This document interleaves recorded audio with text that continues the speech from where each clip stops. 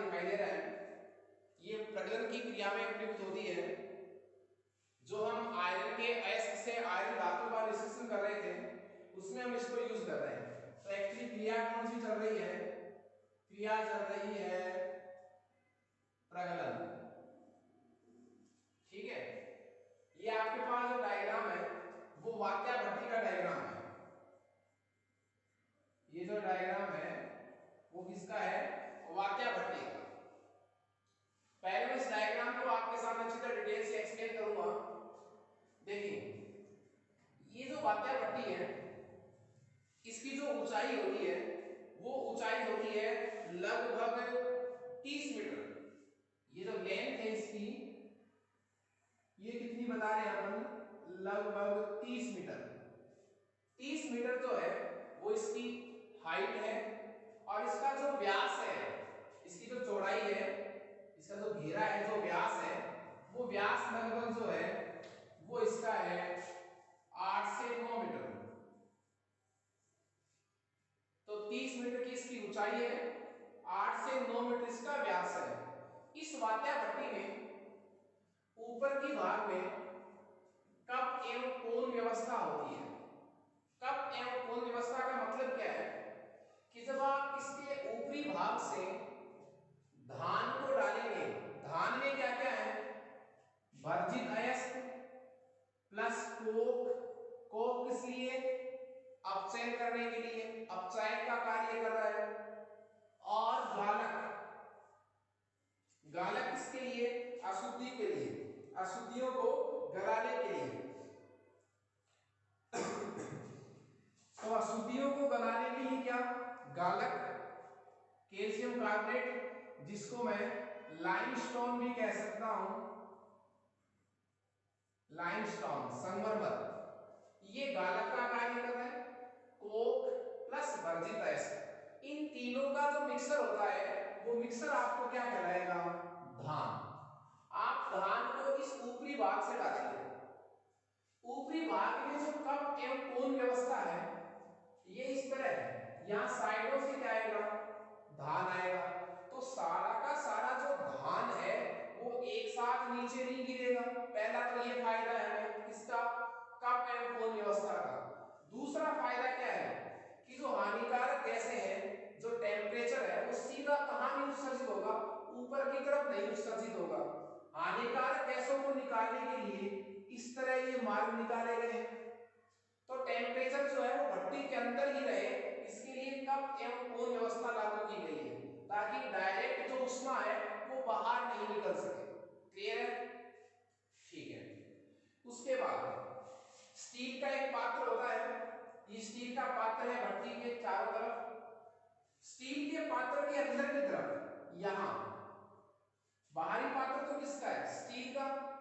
जो आंतरिक भाग है उसके अंदर अग्नि सह ईंटें लगी हुई है, फायर प्रूफ, जिन पर अग्नि का, आग का, ताप का कोई प्रभाव नहीं पड़ता, सहन कर सकती है वो ताप को, उच्च ताप को। तो अग्नि सह ईंटों का अस्तर कहां लगा हुआ है?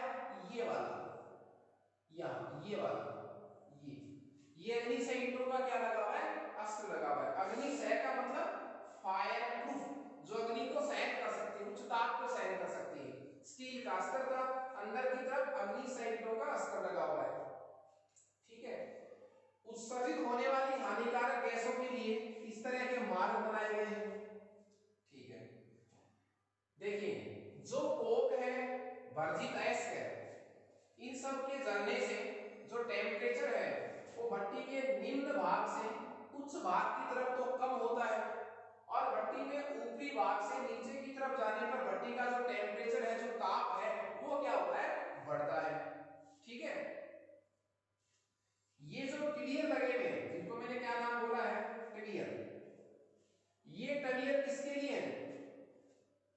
यहां से हम गर्म वायु के झोंके प्रोवाइड करते हैं। क्या प्रोवाइड करते हैं? गर्म वायु के झोंके। ठीक है।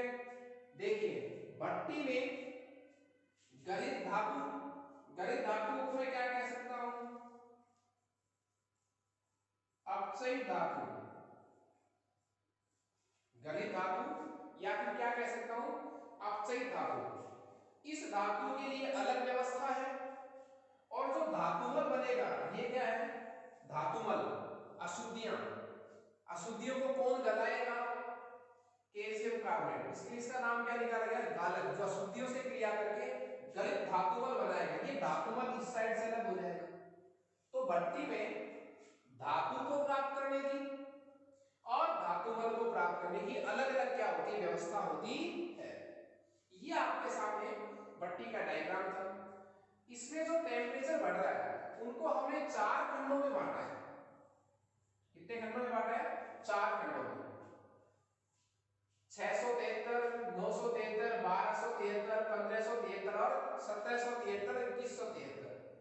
ये 4 खंड हैं। इंपॉर्टेंट यही है चारों खंडों का ताप आपको याद रखना है, इनकी रेंज याद रखनी है, चारों खंडों में होने वाली रासायनिक अभिक्रियाओं को याद रखना है और भट्टी का टोटल डायग्राम याद रखना है। अपचयन खंड का जैसे टेम्परेचर है 673 से 973 का जो टेम्परेचर जो रेंज है वो किसकी है अपचयन खंड की है।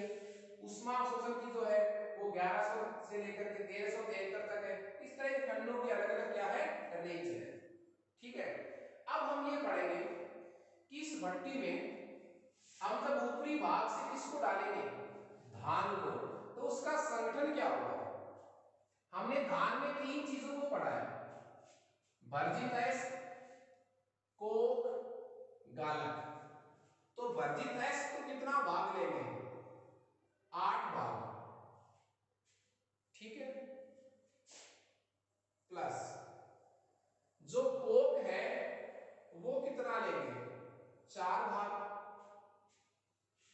और जो गालक है वो कितना लेंगे 1 भाग। तो मैं आपको इस तरह बता सकता हूं कि जितना आप क्या लें गालक उसका 4 गुना क्या लेना है आपको कोक और उसी गालक का 8 गुना क्या लेना है आपको वर्जित अयस्क। तो वर्जित अयस्क को कितना गुना 8 गुना, कोक 4 गुना और गालक 1 गुना। क्लियर है। ऐसे मिश्रण को हम भट्टी के ऊपरी भाग से डालेंगे। क्लियर है। विभिन्न तापों के कारण हमें गलित धातु प्राप्त होगी। वो कहां से प्राप्त होगी इस तरफ से। जो धातुमल है वो हल्का होने के कारण धातु की सतह पर तैरता है, उसको हम इस साइड से अलग कर लेते हैं। मैं इस बात को वापस से रिवाइज कर रहा हूं। जब हमने ऊपरी भाग से किसको डाला है धान को, तो धान को डालने के बाद इसमें 3 चीजें हैं वर्जित अयस्क, कोक, गालक। तीनों से कोक क्या करेगा अयस्क का अपचयन कर देगा, धातु मिल जाएगी। धातु जो है वो भारी होने के कारण सतह के कहां है नीचे, और जो अशुद्धियां हैं उनको कौन गला देगा गालक। वो गालक उन अशुद्धियों को गला देगा, क्या बन जाएगा धातुमल। वो हल्का होता है, उसका वजन कम होता है, इसलिए वो कहां तैरता है सतह के ऊपर। किसकी सतह के ऊपर, जो धातु हमें मिलने वाली है गलित धातु की सतह के ऊपर तैरता है। इसको इस तरह से बाहर निकाल लेंगे और ये भारी होने के कारण धातु कहां बैठ जाती है पात्र के पहले में, इसको इस साइड से बाहर निकाल लेंगे। तो धातु को प्राप्त करने की अलग व्यवस्था है और धातुमल को प्राप्त करने की अलग व्यवस्था है। क्लियर है। देखिए अब इस भट्टी में सबसे इंपॉर्टेंट बात तो क्या थी, भट्टी का संपूर्ण डायग्राम नामांकित चित्र बहुत अच्छा प्रश्न है। दूसरा प्रश्न जो इसमें है वो इसकी विधि है, विधि से अच्छा इसका डायग्राम है इंपॉर्टेंट।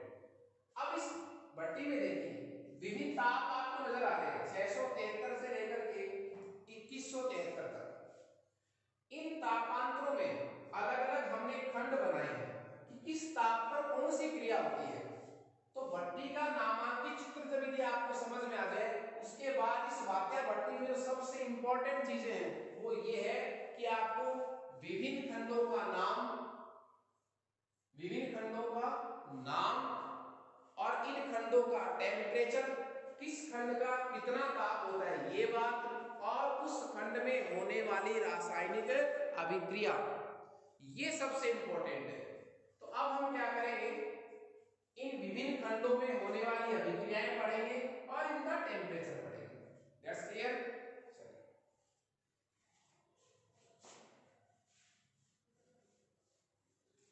तो अब हम भट्टी के विभिन्न खंडों में होने वाली रासायनिक अभिक्रियाओं के समीकरण पढ़ेंगे।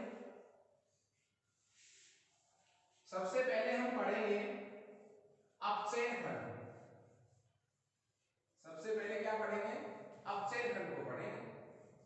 अपचयन खंड का जो टेम्परेचर है वो हमारे पास है 673 से 973 केल्विन। 673 से 973 केल्विन। देखिए, तो हम पढ़ेंगे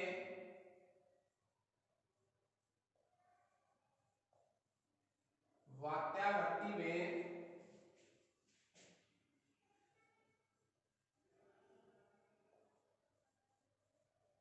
विभिन्न खंडों में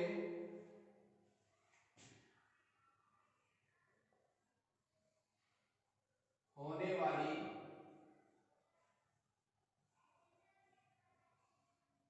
अभिक्रियाएं। वात्या भट्टी में विभिन्न खंडों में होने वाली अभिक्रियाएं। देखिए, इसका सबसे पहला जो खंड है वो हमारे पास है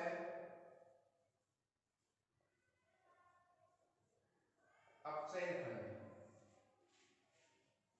सबसे पहला खंड कौन सा है? अपचयन खंड। और इसका जो टेम्परेचर है वो है 673 केल्विन से 973। जरूरी है, आपको सबसे पहले तो इसमें टेम्परेचर याद तो होना ही चाहिए।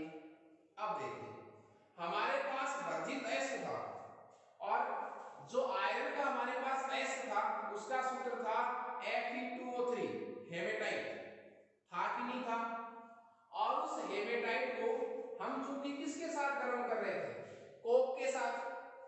कोक नीचे आ रहा है, साइडों से क्या प्रोवाइड हो रहे हैं? गर्म वायु के झोंके। तो कार्बन ऑक्सीजन से क्रिया करके क्या बना लेगा? कार्बन मोनोऑक्साइड बना लेगा। क्या बना लेगा? Carbon monoxide. क्लियर है?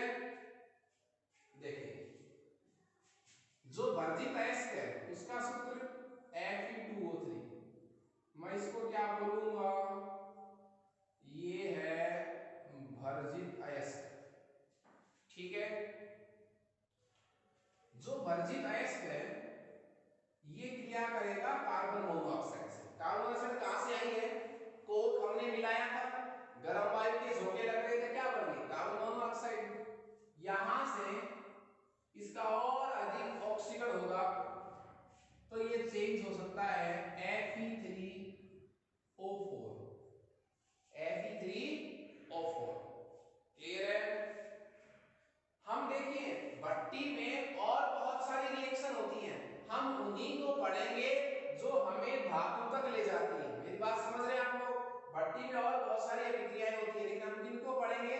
जो अभिक्रियाएं कहां तक पहुंचने में मदद करती है, हमें धातु को प्राप्त करने में मदद करती है। क्लियर है? तो क्या क्या पॉसिबिलिटी हो सकती है, कौन कौन सी रिएक्शन हो सकती है? जरूरी नहीं है कि इसी अभिक्रिया से हमें धातु मिलेगी, हम वो अभिक्रियाएं पढ़ रहे हैं जो पॉसिबल है भट्टी में। ठीक है? तो Fe2O3 फेरिक ऑक्साइड जो वर्जित अयस्क था, कार्बन मोनोऑक्साइड से क्या करेगा? क्रिया करेगा और क्या बनाएगा? Magnetite plus CO2। बैलेंस आप लोग कर लेंगे, ये कोई आपका लेवल नहीं है, 10 तक का लेवल की बात है। जो मैग्नेटाइट बना है वो फिर किससे क्रिया कर सकता है? CO से, और चेंज हो जाएगा फेरिक ऑक्साइड। इसमें फेरिक ऑक्साइड। ठीक है? अब देखिए आप लोग, बात क्या थी? प्लस उसी तरह कौन बाहर चला जाएगा? CO। देखिए, CO ने किसका अपचयन किया? मैग्नेटाइट का। वो डायरेक्ट इसका भी अपचयन कर सकता था, हेमेटाइट का। ये भी तो पॉसिबिलिटी हो सकती है। पॉसिबिलिटी क्या हो सकती है? Fe2O3 प्लस CO डायरेक्टली ऐसा हो सकता है। क्या बन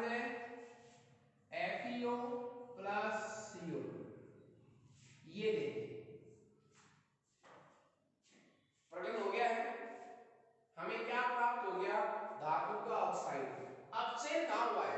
आप ये कह सकते हैं सर आपने अपचायक के रूप में किसको मिलाया था? कोक को। कोक क्या करेगा? अपचयन करेगा किसका? धातु के ऑक्साइड का। किसका? तो ये तो बन रहा है, अपचयन कहाँ हुआ? अपचयन होगा अभी तो हम कौन सा खंड पढ़ रहे हैं? पहला खंड पढ़ रहे हैं। जब हम चौथे खंड तक चलेंगे तब तक इस FeO में से क्या निकल जाएगी? Fe निकल जाएगी। देखिए हम ऑक्सीजन अवस्था से ये भी बता सकते हैं कि एक्चुअली अपचयन हुआ है या नहीं हुआ है। आप बताइए Fe2O3 में धातु की ऑक्सीजन अवस्था कितनी आ रही है? +3। धातु की ऑक्सीजन अवस्था कितनी आ रही है इसमें? +3। CO से क्रिया होगी इसकी, ये क्या बना? मैग्नेटाइट। इसमें कितनी अवस्था आ रही है? Fe की वो आ रही है, मैं इसे बात करूं 8/3। मतलब क्या है? 8/3 का मतलब क्या होगा? 3 दूनी 6, 3 तिया 9, 2 से ज्यादा 3 से कम। यहाँ कितनी है? 3। वहां कितनी आ रही है? 3 से कम। ऑक्सीजन अवस्था कम हो रही है प्लस में, इसका मतलब क्या हुआ है? अपचयन हुआ है। और देख लीजिए आप इसमें कितना है? 2 और 3 के बीच में ऑक्सीजन अवस्था है। यहां देखिए कितनी आ गई? +2। अब 2 आ गई। इसमें 3 था +3, इसमें 2 और 3 के बीच था और यहाँ कितनी आ गई? 2। तो कंटिन्यूअस कार्बन मोनोऑक्साइड द्वारा इसका क्या होता है? अपचयन हो रहा है। तो ये हमारे पास अपचयन खंड था जिसमें कार्बन मोनोऑक्साइड जो है वो वर्जित एस का क्या कर रही है? अपचयन की शुरुआत कर रही है। क्लियर है? यहां देखिए, यहां जो हमें आयरन प्राप्त होगा वो स्पंजी होता है, ठोस और सैरंध्र होता है। ठोस और क्या होता है? सैरंध्र होता है। इसके बाद का जो खंड है वो है हमारे पास दूसरा जो खंड है वो है उष्मा अवशोषण खंड, या इसका एक नाम और भी है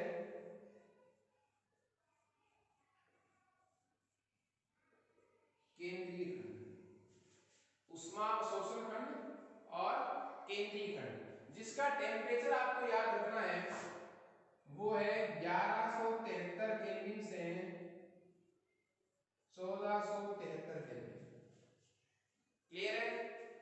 देखिए इस बात का एक नाम और भी बोलेंगे धातुमल खंड, लेकिन उसका रीजन हम उसका बाद में देंगे। देखिए इस बात में क्या होगा, हमने भट्टी में 3 चीजें मिलाई थी धान में, वर्जित गैस, कोक प्लस गालक। गालक क्या करेगा? इस भाग में गालक का अपघटन होगा, गालक टूटेगा सारा, और जब गालक का अपघटन होगा तो एक गैस निकलेगी CO2 कार्बन डाइऑक्साइड, और एक पदार्थ मिलेगा कैल्शियम ऑक्साइड, जिसको हम चूना कहेंगे। वो क्या करेगा कि चूना इस एस में पड़ी हुई अशुद्धि कौन सिलिका से क्रिया करेगा और क्या बनाएगा? धातुमल बनाएगा। तो बताइए वात्या भट्टी के किस खंड में धातुमल का निर्माण होता है? उष्मा अवशोषण खंड या केंद्रीय खंड में। इसीलिए इस खंड का एक नाम और भी है, और वो नाम क्या है? वो नाम है इसका धातुमल खंड। इसका एक नाम क्या है? धातुमल खंड। तो इसमें क्या होगा, जो हमने भट्टी में गालक मिलाया था कैल्शियम कार्बोनेट, उसका विघटन होगा, वो सिलिका से क्रिया करेगा और हमें धातुमल मिलेगा। इसके नाम क्या निकाल दिया? धातुमल खंड। इसमें एक बात और भी हो सकती है, इसका अपचयन और भी हो सकता है। किसके द्वारा? उसी CO के द्वारा, Fe। ये भी हो सकता है। तो इसमें होने वाले समीकरण क्या होंगे? जो मुख्य समीकरण थी वो क्या थी कि किसको मिलाया था हमने? गालक को। गालक कौन था हमारे पास? Calcium carbonate. इसका विघटन होगा CaCO3, यही था हमारे पास गालक।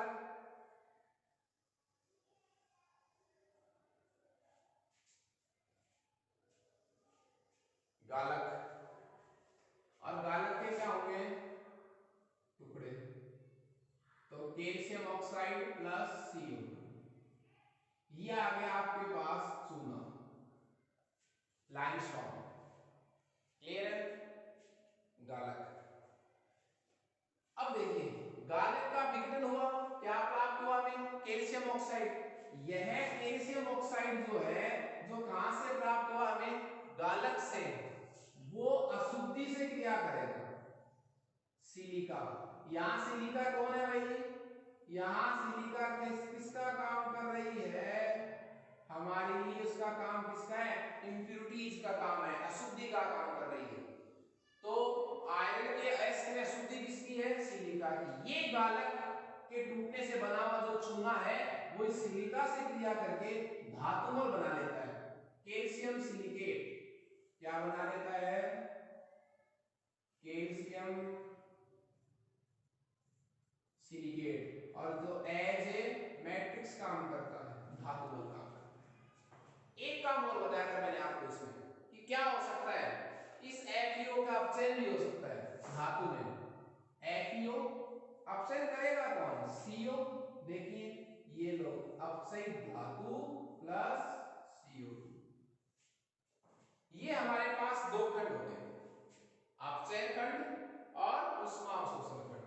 तीसरा जो खंड है वो है संगलन खंड। इस खंड में क्या होता है?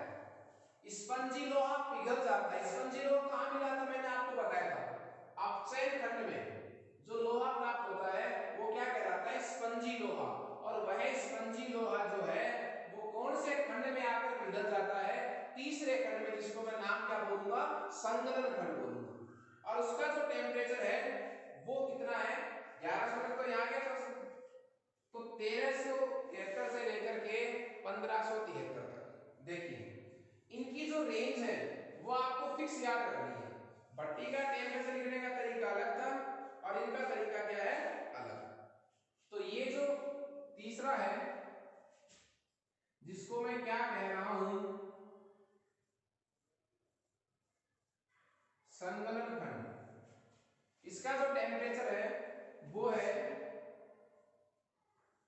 1373 केल्विन से 1573 केल्विन, ये इसका टेम्परेचर है। क्लियर है? देखिए इसमें एक ही काम होता है साहब। क्या होता है आपको पता है? इस संगलन खंड में एक मुख्य काम तो क्या हो रहा था? स्पंजी लोहा क्या हो रहा था? पिघल रहा था। जो कहां से प्राप्त हो रहा था हमें? पहले स्टेप से। पहले स्टेप से प्राप्त जो है वो स्पंजी लोहा संगलन खंड में आकर के क्या हो जाता है? पिघल जाता है। एक तीसरी बात देखिए, जो चौथा खंड हम पढ़ेंगे, जो कौन सा खंड पढ़ेंगे? चौथा खंड पढ़ेंगे, जिसको मैं क्या बोलूंगा? दहन खंड बोलूंगा। क्या बोलूंगा? दहन खंड। क्या बोलूंगा जिसको मैं? दहन खंड। इस दहन खंड में एक गैस बनती है CO2। कौन सी गैस बनती है इसमें? CO2। कौन से खंड में? दहन खंड में। यह CO2 इस खंड में आकर के अपचयित हो जाती है। तो मैं ऐसे कहूंगा कि दहन खंड में बनी हुई कार्बन डाइऑक्साइड संगलन खंड में क्या हो जाती है? अपचयित हो जाती है। इसके द्वारा, कोक के द्वारा। लीजिए CO। तो दो मुख्यतः काम हो रहे थे किसमें? संगलन खंड में। क्या? एक तो दहन खंड से प्राप्त CO2 किसमें अपचयित हो रही है? CO में। इसमें +4 ऑक्सीजन अवस्था, उसमें +2 है। अब हो गया अपचयन। इसमें कार्बन की अवस्था कितनी है? +4, मतलब 4 इलेक्ट्रॉन की कमी है। यहाँ ऑक्सीजन अवस्था कितनी आएगी? +2, मतलब 2 इलेक्ट्रॉन की कमी होगी। पहले 4 की कमी थी, अब 2 की कमी है, तो 2 इलेक्ट्रॉन ले ली, इसका मतलब क्या हो गया? अपचयन। तो संगलन खंड में दो मुख्यतः काम होते हैं। पहले चरण से प्राप्त जो स्पंजी लोहा है वो संगलन खंड में आकर के पिघलना शुरू हो जाता है। दूसरा काम क्या होता है इस खंड में? दहन खंड से प्राप्त जो CO2 होती है उसका कोक द्वारा क्या हो जाता है? अपचयन हो जाता है। उसके बाद जो लास्ट का खंड है वो क्या है? दहन खंड, जिसकी टेम्परेचर की जो रेंज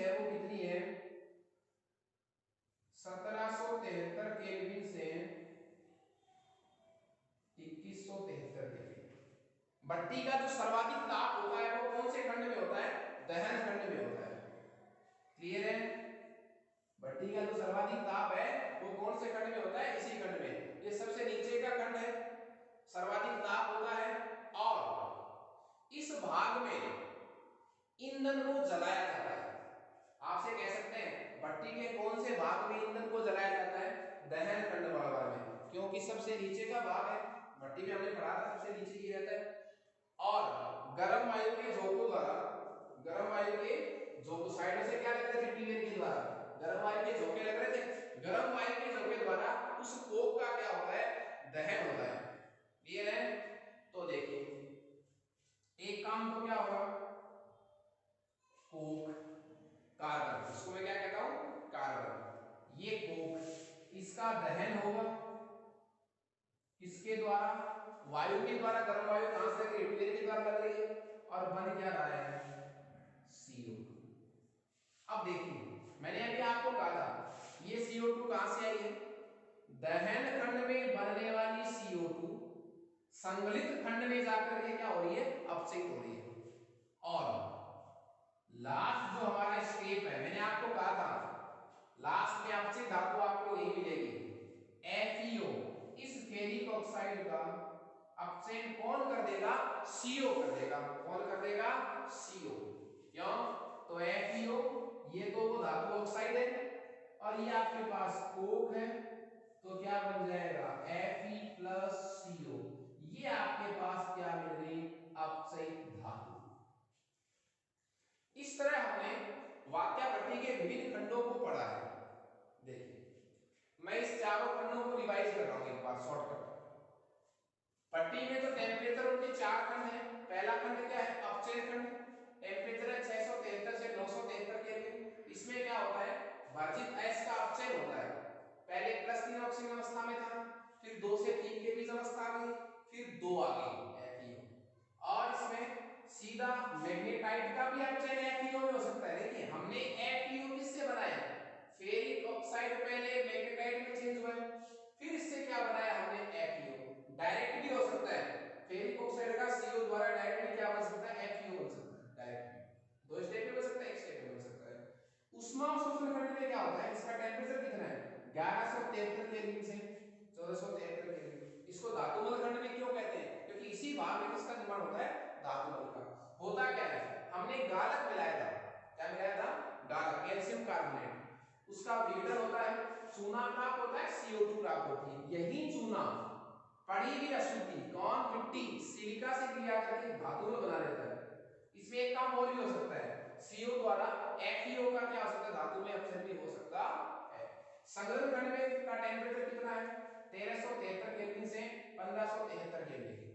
एक काम क्या होता है इसमें? दो कार्य होते हैं। स्पंजी लोहा जो हमें यहां प्राप्त होता है वो यहां पिघलना शुरू हो जाता है, और दूसरी बात दहन खंड से बनी हुई CO2 संगलित खंड में जाकर के क्या हो जाती है? अपचयित हो जाती है। लास्ट का जो सेक्शन था वो दहन खंड था, जिसका टेम्परेचर क्या था?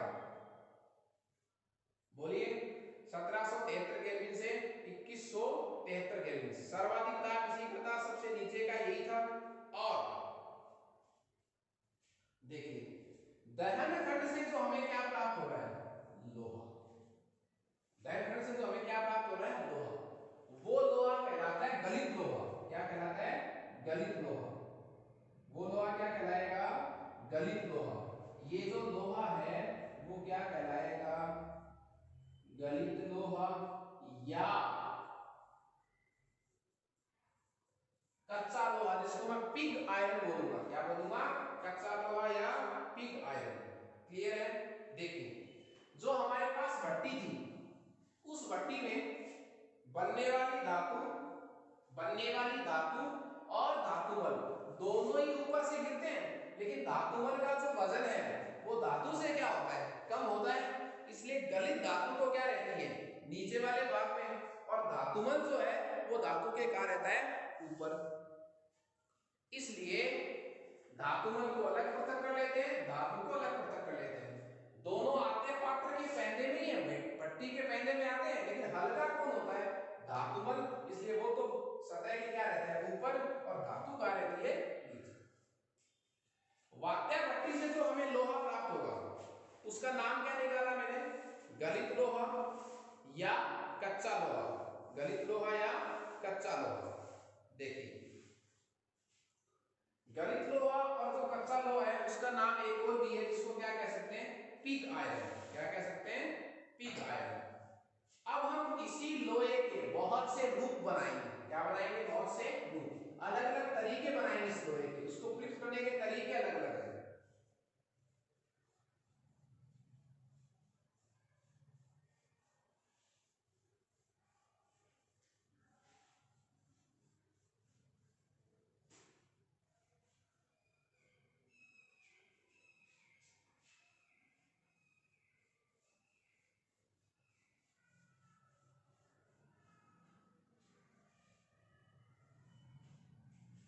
तो विभिन्न खंडों को पढ़ने के बाद हम अब इस प्राप्त लोहे के विभिन्न प्रकार पढ़ेंगे, जिनको मैं स्पंजी लोहा कह सकता हूं, कच्चा लोहा, गलित लोहा, पिग आयरन, ढलवा लोहा, पिटवा लोहा।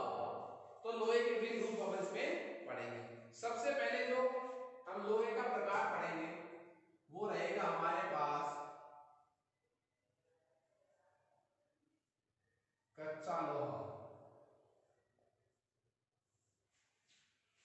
तो वात्या भट्टी से जो हमें लोहा मिल रहा है वही क्या है हमारे पास, कच्चा लोहा। तो वात्या भट्टी से जो हमें गलित लोहा मिल रहा था उसी का नाम क्या है, कच्चा लोहा। क्लियर है। इसे पिग आयरन भी कहते हैं। इसमें जो कार्बन की परसेंटेज मात्रा है वो 4% होती है। हमें लोहे में याद क्या रखना है, लोहे के विभिन्न प्रकार के नाम याद रखने हैं, उनका यूज याद रखना है, उपयोग याद रखना है, और उसमें पड़ी हुई कार्बन की प्रतिशत मात्रा याद रखनी है। क्लियर है। तो कच्चे लोहे में कितना परसेंट कार्बन होता है, 4% कार्बन। सल्फर, फास्फोरस की क्या रहती है इसमें, अशुद्धियां भी रहती है। ठीक है। ये तो कच्चा लोहा है। ये लोहा कहां से प्राप्त हो रहा था हमें, भट्टी में, भट्टी से जो लास्ट स्टेप आई थी उससे प्राप्त हो रहा था। क्लियर है। इसके बाद का जो नंबर आता है वो है हमारे पास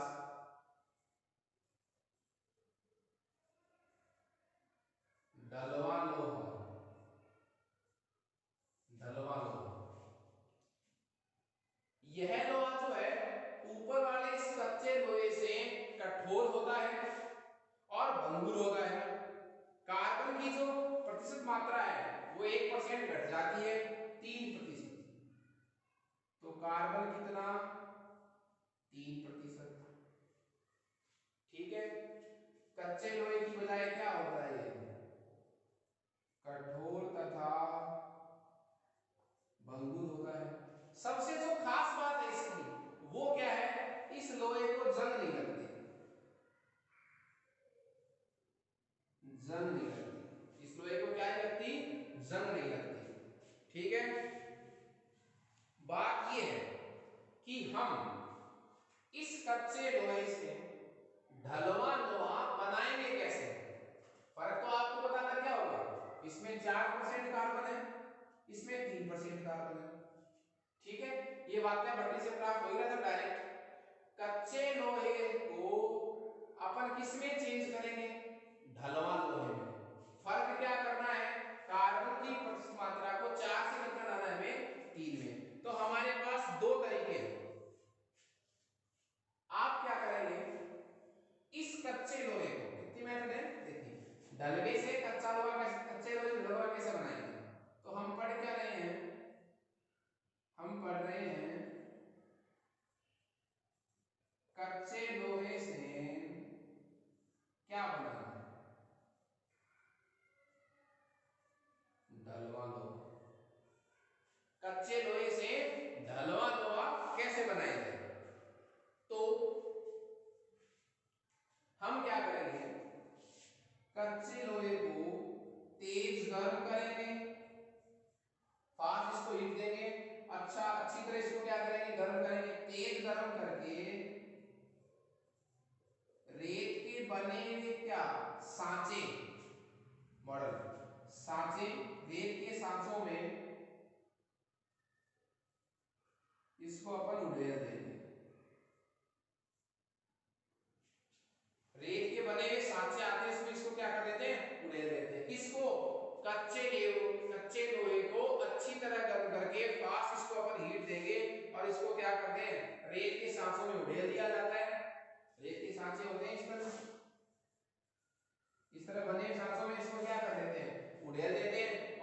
ठंडा होने दिया जाता है। क्या होने दिया जाता है इसको? ठंडा।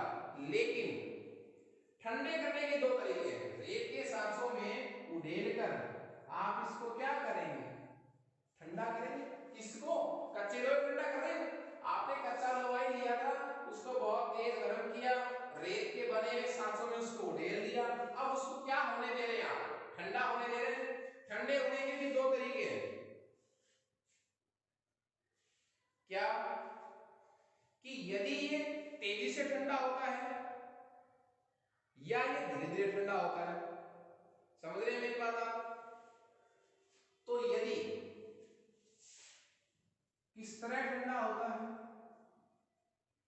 यदि तेजी से ठंडा किया जाता है तो उसमें जो कार्बन होता है वो किसके रूप में विद्यमान होता है? सीमेंट के रूप में विद्यमान होता है। सीमेंटाइट के रूप में। किसके रूप में? सीमेंटाइट के रूप में। ठीक है। और ऐसा जो लोहा होता है वो होता है सफेद ढलवा लोहा। सफेद ढलवा लोहा। और यदि आप उसको धीरे धीरे ठंडा कर रहे हैं, कैसे ठंडा कर रहे हैं? उसको धीरे धीरे ठंडा कर रहे हैं, तो उसमें पड़ा हुआ जो कार्बन होता है वो किस रूप में होता है? ग्रेफाइट के रूप में। ऐसे लोहे को अपन क्या करेंगे? भूरा ढलवा लोहा। क्लियर है? वापस से सुन लीजिए आप। कच्चा लोहा कहां से प्राप्त हो रहा था हमें? भट्टी से। इसमें कार्बन कितना था? 4%। ढलवा लोहा में कार्बन कितना होता है? 3%। ढलवे लोहे को किससे बनाते हैं? कच्चे लोहे से। ये कठोर भंगुर होता है, जंग नहीं लगती इसको। कच्चे लोहे से ढलवा लोहा कैसे बनाते हैं? कच्चे लोहे को तेज क्या करते हैं? इसको गरम करके रेत के सांचों में इसको उड़ेल दिया, इसको ठंडा होने दिया जाता है। ठंडा होने के दो तरीके हैं। आप इसको धीरे धीरे ठंडा कर रहे हैं या फास्ट ठंडा कर रहे हैं। यदि आप इसको तेजी से ठंडा कर रहे हैं तो उसमें पड़ा हुआ जो कार्बन है वो किस रूप में रहता है? सीमेंटाइट के रूप में रहता है। ऐसे कार्बन, ऐसा जो हमें लोहा मिलेगा उसको हमने कैसे ठंडा किया? तेजी से। वो तो क्या होगा? सफेद लोहा। और यदि आप उसी पिघले हुए लोहे को धीरे धीरे ठंडा कर रहे हैं तो उसमें पड़ा हुआ जो लोहा कार्बन है वो किस रूप में रहता है? ग्रेफाइट के रूप में। और ऐसे लोहे को क्या कहेंगे? भूरा ढलवा लोहा। देखिए, तीसरा जो प्रकार है वो हमारे पास है पिटवा लोहा। पिटवा लोहा लोहे का शुद्धतम रूप। लोहे का क्या? शुद्धतम रूप। लोहे का क्या है? शुद्धतम रूप। कौन सा लोहा होता है? पिटवा लोहा। पिटवा लोहा किससे प्राप्त होता है? ढलवे लोहे से। कच्चे लोहे से क्या बन रहा था? ढलवा लोहा। ढलवे लोहे से क्या बन रहा है? पिटवा लोहा। और इसमें जो कार्बन की प्रतिशत मात्रा है बहुत कम, 0.2% से 0.5% कार्बन। तीनों ही बातें अच्छी हैं, आपको इसमें कार्बन की प्रतिशत मात्रा ही याद रखनी है। अब हम इसी तरह जैसे हमने क्या पढ़ा था? कच्चे लोहे से ढलवा लोहा प्राप्त करने की विधि पढ़ी थी हमने दो प्रकार से। तरीका एक था, ठंडा करने की दो विधि थी। इसी तरह हम क्या पढ़ेंगे कि पिटवा लोहा कैसे प्राप्त करें? किससे? ढलवा लोहे से। तो विधि क्या पढ़ेंगे? ढलवे लोहे से कैसा लोहा प्राप्त करने की? पिटवा। पहले कौन सी पढ़ी थी? कच्चे लोहे से ढलवा लोहा प्राप्त करने की विधि। अब क्या पढ़ेंगे? ढलवे लोहे से पिटवा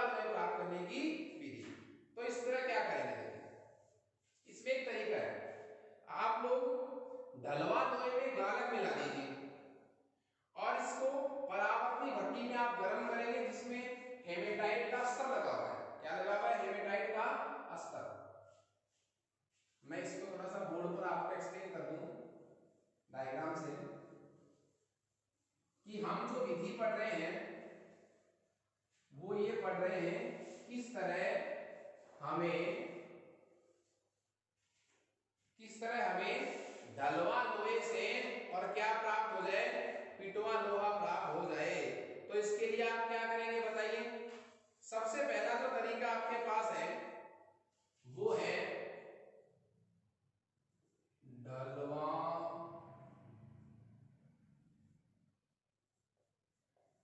लोहे से क्या प्राप्त करना चाह रहे हैं हम, पिटवा।